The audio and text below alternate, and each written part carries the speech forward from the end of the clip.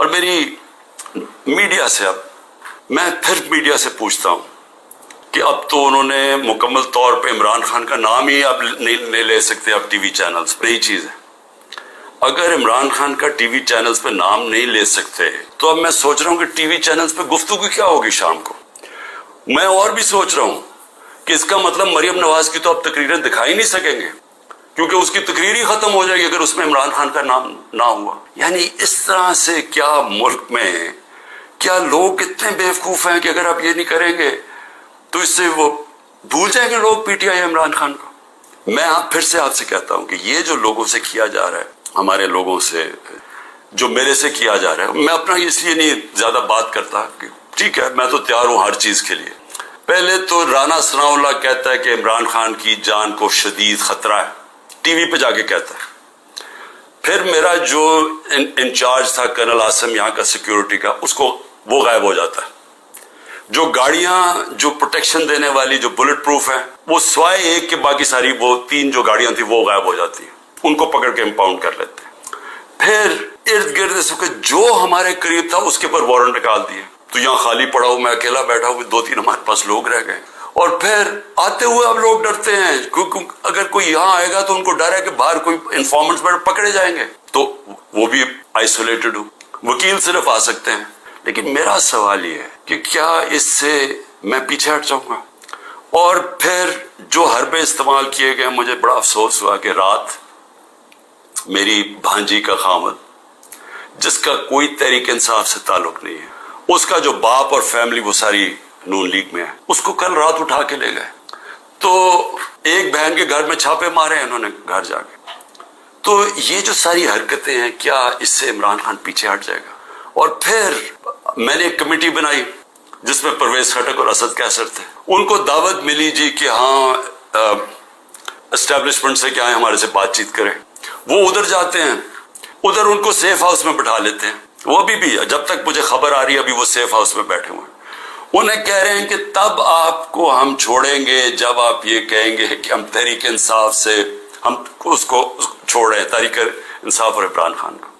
تو اصل میں یہ جب آپ یہ حرکت یہ جو کر رہے ہیں, کیا آپ کو سمجھ ہے کہ آپ لوگوں سے کیا پوچھ رہے ہیں جب آپ کہتے ہیں کہ آپ تحریک انصاف سے علیحدہ ہو رہے ہیں؟ کیا اندازہ ہے کہ یہ کہہ رہے ہیں آپ یہ کہہ رہے ہیں کہ آپ پالیٹکس چھوڑ دیں, کیونکہ جس وقت جو اس وقت تحریک انصاف کو چھوڑے گا, یہ میں آج آپ کو رائٹنگ میں دے رہا ہوں کہ اس کو لوگوں نے ووٹ نہیں ڈالنی. تو جو ہمارے سارے لوگ اتنی مشکلوں کے باوجود ہمارے ساتھ کھڑے ہیں, نظریاتی طور پہ بھی کھڑے, وہ جو ظلم ہو رہا ہے اس کے اوپر بھی وہ لوگ کھڑے ہو گئے کہ ہم نہیں جاتے.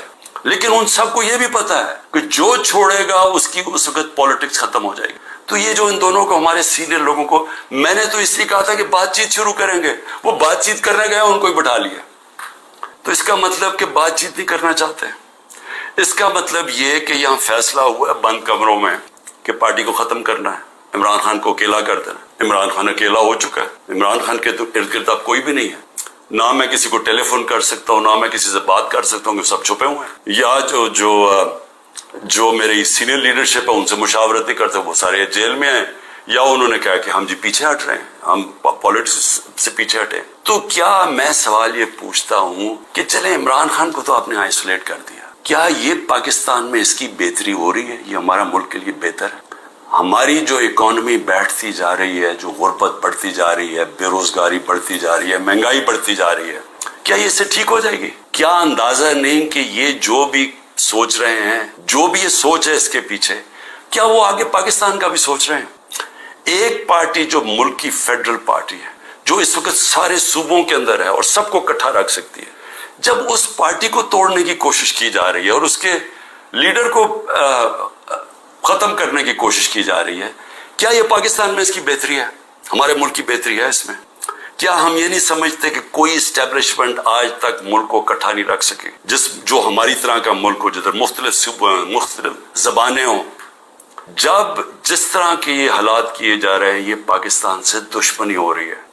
کیا عمران خان کو اب غدار کہہ کے وہ مان جائے گی؟ لوگ غدار قوم مان جائے گی؟ کیا اندازہ نہیں ہے کہ پبلک اوپینین ہوتا کیا ہے؟ میں گراؤنڈ پہ, میں نے 27 سال گراؤنڈ سے پارٹی بنائی ہے.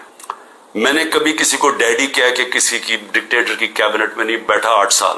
पहले और फिर पॉलिटिक्स में आया, या मैं किसी की छत के ऊपर सरिये लगाते लगाते मैं चीफ मिनिस्टर नहीं बना। मैंने जीरो से पार्टी शुरू करके यहाँ पहुंचा। मैं पब्लिक ओपिनियन को जानता हूं। जिसने पब्लिक ओपिनियन के ऊपर आया पावर में, वो जानता है, वो समझता है। मैं उसलिए आपको कह रहा हूं कि ये जो आप कर रहे हैं, इससे पार्टी कमजोर नहीं, पार्टी ताकतवर हो रही है, क्योंकि पब्लिक जुड़ती जा रही है उसके साथ। और लेकिन कमजोर पाकिस्तान हो रहा है, हमारे मुल्क को कमजोर किया जा रहा है। हमारी मायशत जब कमजोर होती है तो सारा मुल्क कमजोर हो जाता है। ना पुलिस ऑफिसर, कोई आईजी, कोई मुझे आज एफआईए का आदमी मुझे एक कह दे कि मैंने किसी के ऊपर कहा कि इंतकामी कार्रवाई करो, एक मुझे बता दे। कोई मुझे बताए जितनी हमने भर्तियां की हैं वो सारी मेरिट के ऊपर की थी। कितने इमरान खान के रिश्तेदारों को इंपॉर्टेंट जगहों पे बैठे थे। और फिर मीडिया, जरा मैं मीडिया के ऊपर आ जाऊं, क्योंकि मीडिया में हमें बड़ी मार पड़ी थी सारा वक्त। वो गवर्नमेंट, जिस गवर्नमेंट ने इस मुल्क के अंदर कोरोना, दुनिया मानती थी कि कोरोना का सबसे ज्यादा डील उसके साथ उसको संभाला, दुनिया मानती थी। हिंदुस्तान में हालात देख लेते, इर्द गिर्द ईरान में हालात देखते जो हमारे दो नेबर्स थे, और पाकिस्तान में हालात देखते। अपने मुल्क को जिस तरह हमने निकाला है और बड़ी रिस्क लेके, तो मैं आज ये सवाल पूछता हूं कि हमारे तरफ अखबार उठा के देख लें, जो हमारी मिट्टी पलीत की गई है मीडिया में। और एक केस डाल दीजिए राना सनाउल्लाह के ऊपर, वो ड्रग्स का केस था। राना सनाउल्लाह का एएनएफ ने केस किया था, जिनके ऊपर एक मेजर जनरल साहब बैठे हुए थे।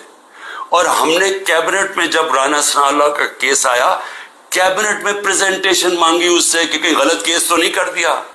और उन्होंने एक एक फ्रेम बाय फ्रेम बताया कि ये कैसे ये राना सनाउल्लाह पकड़ा गया था मंशियात में। मैंने तो किसी को नहीं कहा, ना मेरी कैबिनेट ने किसी को कहा। तो इसलिए ये कहना कि आपके जमाने में भी कुछ था, हमारे जमाने में कुछ नहीं था। और मैं आज आपको आगे भी बता दूं कि इलेक्शन जब होंगे, ये मेरी आज पेशन गोई मान लें, जो मर्जी कर लें आप, जितना तहरीक इंसाफ ने, इंशाल्लाह।